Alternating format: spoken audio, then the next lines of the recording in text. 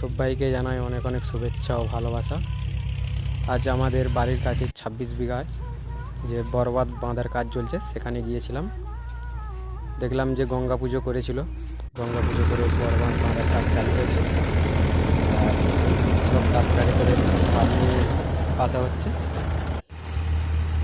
এই বাঁধটা বাঁধা হয়ে গেলে হানুয়া টু শশাবাতা এবং হায়াতপুর যোগাযোগ ব্যবস্থা ভালো হবে এবং কিছুদিনের মধ্যেই বাঁধ বাঁধার কাজ সম্পূর্ণ হয়ে যাবে।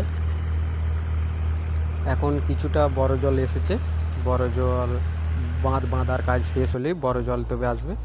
আর এই যে ছিল আমার লুক, এবং একাই গিয়েছিলাম ঘুরতে ঘুরতে।